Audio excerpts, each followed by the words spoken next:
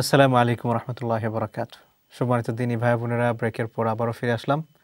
এতক্ষণ পর্যন্ত আপনাদের সাথে আমি আছি, আপনাদের দিনী ভাই ওয়ালিদ আল হামিদি। আর আমার সাথে চ্যানেলসের পর্দায় যেখান থেকে আমাদের এই ফান্ডামেন্টালস অফ রিলিজিয়ন প্রোগ্রামটি দেখছেন, সবাইকে আবারও আমন্ত্রণ জানাচ্ছি। তো আমরা কথা বলছিলাম কী কী কারণে ঈমান ভঙ্গ হয়ে যায়। যে পয়েন্টটাতে গিয়ে আমরা কথা শেষ করেছিলাম সেটা হচ্ছে আল্লাহ সুবহানাহু ওয়া তাআলার কাছে কোনো মাধ্যম ছাড়া প্রার্থনা করা। এটা হচ্ছে আমাদের উচিত। এটাকে কিভাবে করলে ঈমান ভেঙে যাবে? কেউ যদি মনে করেন আল্লাহ তাআলা আমার কথা শুনবেন না, আমাকে কোনো মাধ্যম ধরে দোয়া করতে হবে, যে কোনো একটা মাধ্যম ধরতে হবে, শরীয়ত যেগুলোকে সমর্থন করে না, এরকম কিছু। কোরআন কারীমের একটা আয়াত বলি, আল্লাহ তাআলা বলছেন ওয়ায়াবুদুনা মিন দুনিল্লাহি, তারা আল্লাহ তাআলা ছাড়া অন্য কিছুর ইবাদত করে, মা লা ইয়াদুররুহুম ওয়া লা ইয়ানফাউহুম, এমন কিছুর ইবাদত করতেছে যেটা তাদের ক্ষতিও করতে পারে না, কোনো উপকারও করতে পারে না। এবং তাদেরকে যদি জিজ্ঞেস করা হয় তোমরা এমন কিছুর ইবাদত করতেছো এটা তো তোমাদের ক্ষতি উপকার করার ক্ষমতাই রাখে না, তখন তারা বলে ইয়াকুলুন হাউলাই শুফাআউনা ইনদাল্লাহ, আমরা তো আসলে এগুলোর ইবাদত করতেছি না, আমরা আল্লাহরই ইবাদত করতেছি, এগুলো মূলত হচ্ছে আল্লাহ তাআলার কাছে আমাদের নামে সুপারিশ করবে। তো কেউ যদি মনে করে যে কেউ তাকে সুপারিশ করে আল্লাহর কাছ থেকে মুক্ত করে দিতে পারবে, এটা কিন্তু সমস্যা হয়ে যাবে। সুপারিশ একমাত্র আল্লাহ তাআলা যাদেরকে অনুমতি দিয়েছেন শুধুমাত্র তারা পারবেন। আল্লাহ তাআলা নবী রাসূলদেরকে অনুমতি দিয়েছেন, রাসূল সাল্লাল্লাহু আলাইহি ওয়াসাল্লামের জন্য এটা খাস। এরপরে প্রত্যেক উম্মতের নবীদেরকে একটা নির্দিষ্ট হারে দেওয়া হবে। এরপরে যারা আল্লাহ তাআলার বন্ধু অর্থাৎ আউলিয়া যাদেরকে বলা হয়, সৎকর্মশীল বা যারা আল্লাহর রাস্তায় সংগ্রাম করে শাহাদাত বরণ করেছেন, তাদেরকে আল্লাহ সুবহানাহু ওয়া তাআলা অনুমতি দিবেন বিভিন্ন প্রেক্ষাপটে। কিন্তু তার মানে তার নিজের ক্ষমতা থেকে এরকম নয়। আমরা তো অনেকেই মনে করি যে না, আমি একজন পীর বাবা ধরেছি, কিয়ামতের ময়দানে আমি যাই করি না কেন পীর বাবা আমাকে ধরে এটা দিয়ে জান্নাতে ফেলে দিবেন। বিষয়টা কিন্তু এরকম নয়। পীর বাবা নিজে জান্নাতে যেতে পারেন কিনা সেটা নিয়ে টেনশন করা দরকার। ইয়া নাফসি কিয়ামতের ময়দানে সবাই বলবে আমার কি হবে, আমার কি হবে। আল্লাহ সুবহানাহু ওয়া তাআলা কোরআন কারীমের মধ্যে বলছেন উজুহু ইয়াউমাইযিন মুসফিরা, সেদিন কিছু চেহারা খুব আনন্দিত হবে, আবার কিছু চেহারা কালো হয়ে যাবে। এমতো অবস্থায় ইয়াউমা ইয়াফিরুল মারউ, ব্যক্তি পলায়ন করবে, মিন আখিহি, তার ভাইয়ের কাছ থেকে, ওয়া উম্মিহি ওয়া আবিহি, তার পিতামাতার কাছ থেকে, তার সঙ্গী সাথীর কাছ থেকে, তার সন্তানদের কাছ থেকে, তার স্ত্রীর কাছ থেকে, সবাই পলায়ন করবে। ভাই অমুকের সাথে দেখা হয়ে গেলে যদি আমার কাছে একটা নেকি চেয়ে ফেলে, এটা যাতে না হয়। এমতো অবস্থায় আপনার পীর বাবার দৌড়াদৌড়ি পড়বে, পীর বাবা আপনাকে কীভাবে কী দেবেন। হ্যাঁ, হক্কানি পীর অবশ্যই আছেন যারা ইসলামের প্রতি মানুষকে আহ্বান করেন, কোরআন সুন্নাহর প্রতি মানুষকে আহ্বান করেন, কোরআন সুন্নাহর পথ বাতলে দেন। তাদের সাহচর্যে আমরা যাব কোরআন সুন্নাহ জানার জন্য, এটা মনে করার জন্য না যে তারা আমাদেরকে ধরে জান্নাতে নিয়ে যাবেন, বিষয়টা এরকম নয়। বরং তারা আমাদেরকে দ্বীনের পথ দেখিয়ে দিবেন, কোরআন হাদিস আমাদেরকে শিখাবেন। যেরকম আমরা দ্বীন শেখার জন্য শিক্ষকের কাছে যাই বা কোনো কিছু শেখার জন্য শিক্ষকের কাছে যাই, এরকম যেতে পারি। কিন্তু আপনি যদি মনে করেন যে না, আপনার দ্বীনের ঠিকাদারি আপনি আপনার পীর সাহেবের কাছে দিয়ে রাখছেন, উনি আপনাকে জান্নাতে পৌঁছায় দিবেন, সমস্যা হয়ে যাবে। যাই হোক, তো ঈমান ভঙ্গের কারণ নিয়ে কথা বলছিলাম। ঈমান ভঙ্গ হওয়ার অন্যতম আরেকটা কারণ হচ্ছে আপনি যদি মুশরিককে মুশরিক না মনে করেন।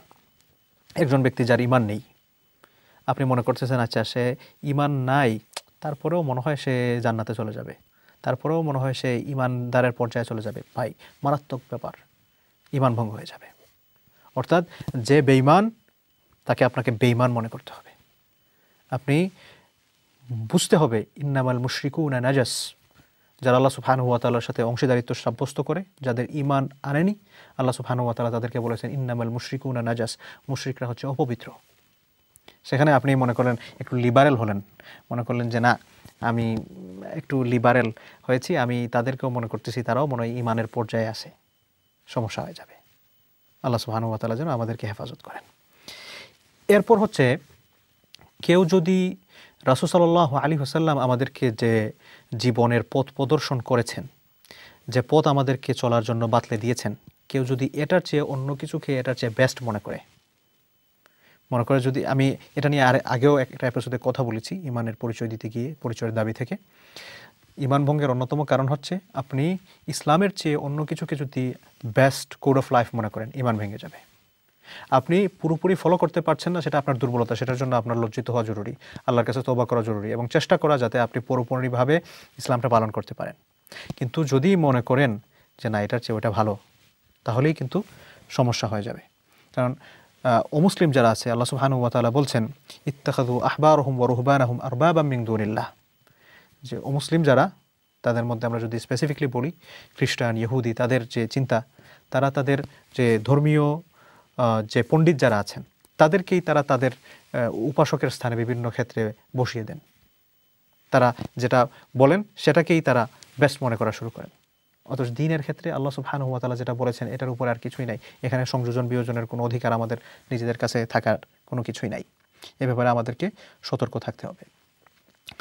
এরপর অন্যতম আরেকটা হচ্ছে কিভাবে আমাদের ঈমানটা ভঙ্গ হয়ে যাবে। রাসূল সাল্লাল্লাহু আলাইহি ওয়াসাল্লাম যে সকল জীবন বিধান স্পেসিফিকলি আমাদের জন্য যে সকল আদেশ নিষেধ নিয়ে এসেছেন, এই সকল আদেশ নিষেধের কোনো একটাকে অপছন্দ করা। উদাহরণ দিই, পর্দা করা মনে করেন বোনেদের ক্ষেত্রে। আপনি পর্দা করতে পারেন না, সেটার জন্য লজ্জিত হন, আল্লাহর কাছে তওবা করেন। পর্দা করতেছেন না, শয়তানের ওয়াসওয়াসায় পড়ে ভুল হচ্ছে বুঝতেছেন, লজ্জিত আছেন, আল্লাহ তাআলা চাইলে হয়তো ক্ষমা করে ফেলতে পারেন। কিন্তু আপনি মনে করেন দূর কি এর একটা ইসলাম পর্দা নিয়ে আসছে, এটা একটা ঘৃণিত বিষয়, বা আপনি পছন্দ করছেন না, ঈমান ভেঙে যাবে। সাপোজ মনে করেন দাড়ি রাখা, আমাদের অনেক ভাই দাড়ি রাখেন না, আল্লাহ তাআলা তাদেরকে দাড়ি রাখার তৌফিক দান করুন। তো আপনি দাড়ি রাখছেন না, আপনি মনে করছেন যে না এটা রাসূলুল্লাহ সাল্লাল্লাহু আলাইহি ওয়াসাল্লামের অন্যতম গুরুত্বপূর্ণ সুন্নাহ, এটা আবশ্যক একটা বিষয়, আমার রাখতে হবে, ওয়াজিব বিষয়। এটা আপনি মনে করেন যে আমি চেষ্টা করতেছি, আমি রেখে ফেলবো ইনশাআল্লাহ, ভুল হচ্ছে, আল্লাহ তাআলা যেন ক্ষমা করে দেন, আল্লাহ তাআলা চাইলে ক্ষমা করে দিবেন ইনশাআল্লাহ।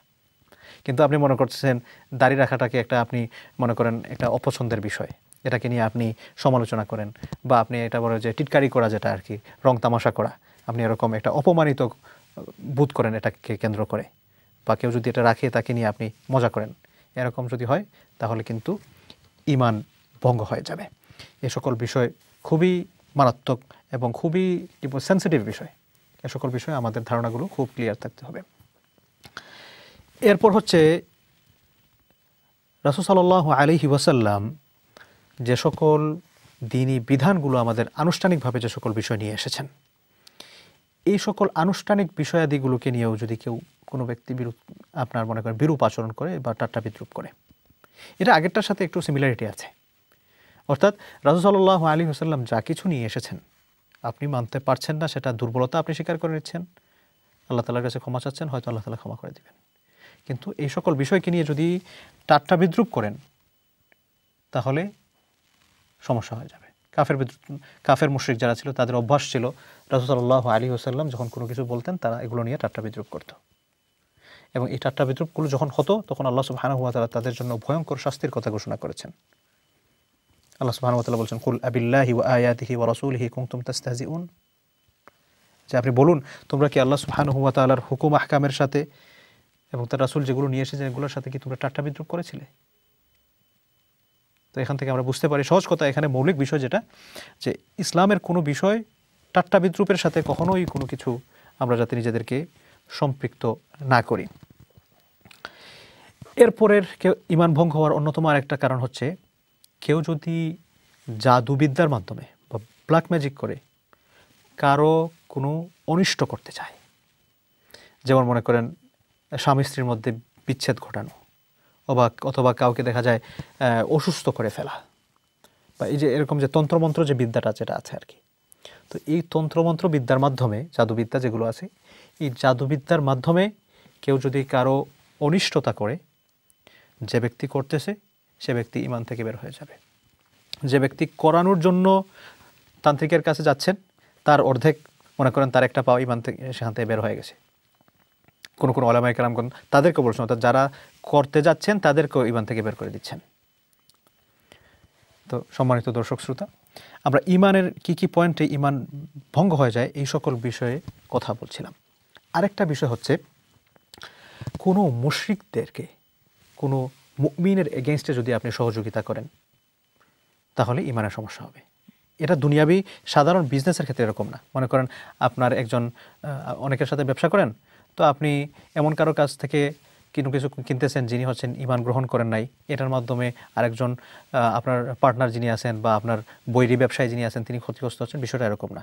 মনে করেন ইসলামিক স্টেটে আপনি আছেন, মানে একটা ইসলামী দেশে আর কি, এখান থেকে আপনি যে কোনো একটা কারোর সাথে আপনার একটা লড়াই হচ্ছে ওই দেশটার, সেখানে গিয়ে আপনি মুসলিমদেরকে সহযোগিতা না করে আপনি যদি কোনো অমুসলিমকে সহযোগিতা করেন তাহলে এখান থেকে ঈমান ভঙ্গ হয়ে যাবে। এরপর হচ্ছে রাসূল সাল্লাল্লাহু আলাইহি ওয়াসাল্লাম এর জীবনাদর্শ যেটা নিয়ে এসেছেন, অর্থাৎ সহজ কথা হচ্ছে ইসলাম ছাড়া কেউ যদি মনে করেন অন্য কোনো জীবন আদর্শ ধারণ করে উনি জান্নাতে যেতে পারবেন, ঈমান ভঙ্গ হয়ে যাবে।